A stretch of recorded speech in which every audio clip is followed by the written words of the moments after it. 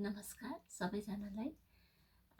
हामीले पहिले खाने गरिरहेका खानेकुराहरू जस्तै भात धेरै पाउरोटी खाने, बर्गरहरू खाने, यो सबै खाना ठिक हो त? हाम्रो लागि स्वस्थ खाना हो त? अहिले भर्खरै यही स्वास्थ्य खाना के हो, हामीले कसरी आफ्नो डाइटलाई चाहिँ प्लान गर्ने भनेर चाहिँ युएस सरकारले आफ्नो 2025देखि 2030सम्मका लागि डाइट्री गाइडलाइन्स र नयाँ फुड पिरामिड पनि पब्लिस गरेको छ। युएस सरकारले यस्तो गाइडलाइन्सहरू चाहिँ पब्लिस गरि नै राख्छ। यो गाइडलाइन्सले मेन फोकस गर्छ कति क्यालोरी इन्टेक गर्ने, हामीले कसरी आफ्नो एक दिनमा के खाने, कति खाने भनेर मात्रा पनि यसले चाहिँ दिन्छ। के आधारमा भन्दाखेरि बच्चाले कति खाने, एडल्टहरूले कति खाने, बुढाहरूले कति खाने, यस्तो गरेर आफ्नो नागरिकहरूको स्वास्थ्य जीवनशैली अपनाउन् र स्वास्थ्य खानेकुराहरू खाउन् भन्ने उद्देश्यले यस्ता डाइट्री गाइडलाइन्स चाहिँ युएस सरकारले पब्लिस चाहिँ गर्छ, जसकारण रोग कम लाग्छ, मान्छेहरू फिट हुन्छन्, नागरिकहरू स्वस्थ रहन् भनेर चाहिँ युएस सरकारले यस्तो डाइट्री गाइडलाइन्सहरू चाहिँ पब्लिस गर्छ आफ्ना नागरिकहरूका लागि। आज हामी त्यही विषयबारेमा चाहिँ छलफल गर्दछौँ। युएस सरकारले यो नयाँ फुड पिरामिड वा डाइट्री गाइडलाइन्स पब्लिस गर्नुभन्दा अगाडि चाहिँ कस्तो यो न्युट्रिसन गाइडलाइन चाहिँ कस्तो खालको पब्लिस गरेको थियो भन्ने कुराबारे छलफल गर्छौँ। पहिलो फुड पिरामिड यस 1992मा पब्लिस गरेको फुड पिरामिड अनुसार फराकिलो भाग जो चाहिँ लार्ज पोर्सन जुन हामीले कन्ज्युम गर्ने भनेको छ त्यो चाहिँ कार्बोहाइड्रेट फुड्सहरू चाहिँ कन्ज्युम गर्ने भनेको छ, जस्तै ब्रेड भयो, भात भयो, यस्ता कुरा चाहिँ कन्ज्युम गर्ने भनेको छ। त्यस्तै बिचको भागमा चाहिँ प्रोटिनयुक्त खानेकुराहरू जस्तै डेयरी, एग्स, त्यसपछि माछा, यस्तोहरूलाई रिकमेन्ड गरेको छ। त्यस्तै गरी भेजिटेबल्सहरू पनि रिकमेन्ड गरेको छ। भेजिटेबल्स, फ्रुट्सहरू बिचको भागमा रिकमेन्ड गरेको छ। त्यसै गरेर त्यसपछिको साँघुरो हुँदै जाने क्रममा सबैभन्दा साँघुरो भागमा चाहिँ फ्याट्स युक्त खानेकुराहरू जस्तै यो घिउहरू, तेलयुक्त खानेकुराहरू, यस्तोलाई चाहिँ सबैभन्दा कम र स्विट्सहरू रिकमेन्ड गरिएको छ। यो फुड पिरामिडलाई हटाएर 2011देखि युएस सरकारले माई प्लेट भनेर पब्लिस गर्यो। त्यो प्लेटमा भनेको चाहिँ कति पोर्सन चाहिँ कति के खाने भन्ने कुरा चाहिँ त्यो प्लेटमा चाहिँ इन्डिकेट गरिएको थियो। जस्तै हाफ पोर्सनमा फ्रुट एन्ड भेजिटेबल्स थियो भनेदेखि हाफभन्दा बेसी क्वार्टर पोर्सनमा चाहिँ ग्रेन्स, प्रोटिन्सहरू थियो र छेउमा डेरी, दही, दुध यस्ता प्रडक्टहरू चाहिँ छेउमा चाहिँ साइडमा चाहिँ थियो। र अहिले भने चाहिँ 2025देखि 2030सम्मका लागि फेरि नयाँ फुड पिरामिड डाइट्री गाइडलाइन्स चाहिँ पब्लिस गरेको छ युएस सरकारले, जुन चाहिँ यस प्रकार छ। अब यो नयाँ फुड पिरामिड बारे अब हामी छलफल गरौँ। यस नयाँ फुड पिरामिडले रियल फुडहरू खाने rather than the ultra processed फुडहरू खाने भन्छ। अहिले हामी एकदमै निर्भर भएका छौँ कि इन्स्ट्यान्ट खालको खानेकुराहरू एभ्रिवेयर अभाइलेबल भएको छ, जस्तै कि इन्स्ट्यान्ट नुडल्स, बिस्किट, चिप्सहरू, अनि रेडी टु इट मिल्सहरू जस्तै तपाईँको इन्स्ट्यान्ट चाउचाउहरू, होइन, यस्तोहरू चाहिँ आएको छ।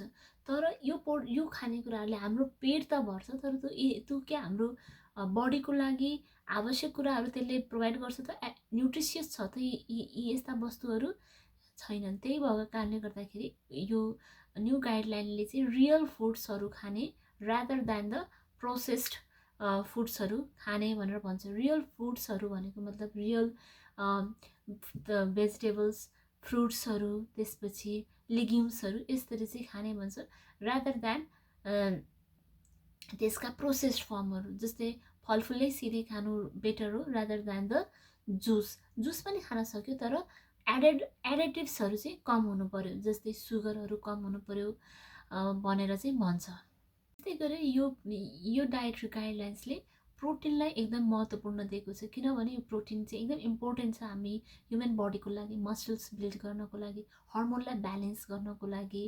अनि हार्ट डिजिजहरू गर्नको लागि, यस्तोको लागि यो प्रोटिन चाहिँ एकदम इम्पोर्टेन्ट भएको छ।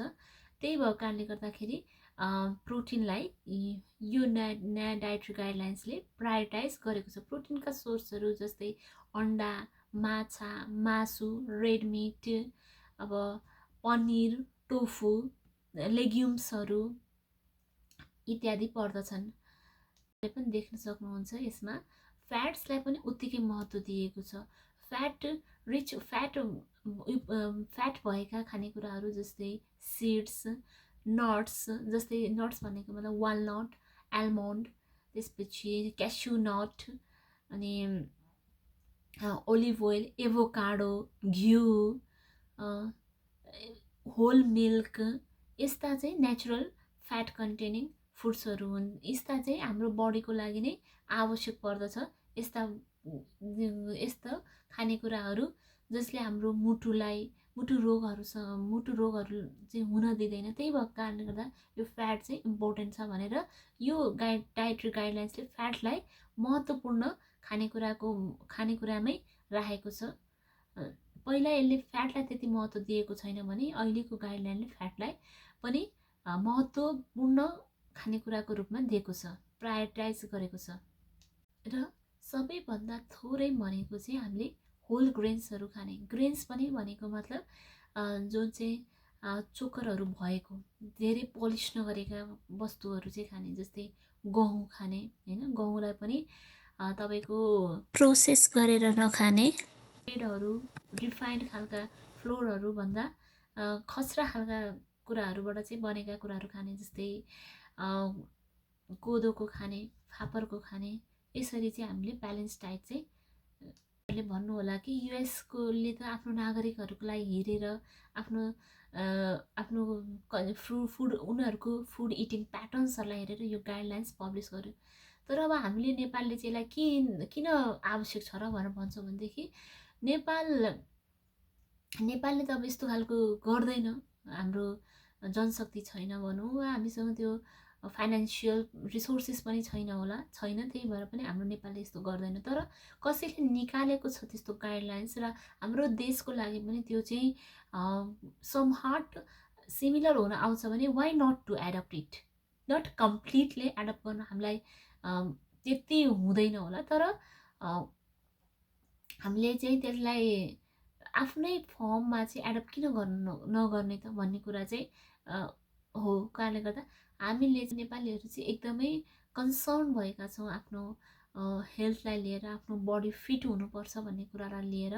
र बडी फिट हुनको लागि चाहिँ इम्पोर्टेन्ट कुरा भनेको हेल्दी ब्यालेन्स डाइटै हो, रादर देन यो फास्टिङहरू गर्ने। त्यस्तै हामीले चाहिँ आफ्नो खानेकुरा, नेपालीहरूले पनि आफ्नो खानेकुरामा चाहिँ मोर इन्टेक चाहिँ प्रोटिन, फाइबर, अनि त्यसपछि फ्याट्स र कार्बोहाइड्रेट्सलाई चाहिँ यस्तो सिक्वेन्समा चाहिँ हामीले कन्जम्सनलाई चाहिँ गर्न चाहिँ जरुरी छ एउटा हेल्दी लाइफ बाँच्नको लागि। र अर्को भनेको चाहिँ आफ्नो लाइफ हेल्दी भइसकेपछि त्यो चाहिँ इनपुट हो सबै यो हामीले खानेकुरा ब्यालेन्स डाइट खानु भनेको इनपुट हो, र त्यसका आउटपुटहरू धेरै हुन्छन्। रोग कम लाग्छ, हामी प्रोडक्टिभ कुरामा हामी टाइम जगाउन सक्छौँ, हाम्रो मनी बच्छ। These are all outputs. Input भनेको ब्यालेन्स डाइट चाहिँ इनपुट हो। भन्दा ब्यालेन्स डाइट र प्रपर लाइफस्टाइल मेन्टेन गरेर नै हामीले चाहिँ आफ्नो बडीलाई चाहिँ फिट गराउन चाहिँ सक्छौँ। तपाईँहरूलाई आजको यो भिडियो कस्तो लाग्यो त्यो कमेन्टमा लेख्नु होला, र यस्तै जानकारीका लागि मेरो यस युट्युब च्यानलमा सब्सक्राइब गर्न नभुल्नु होला। धन्यवाद।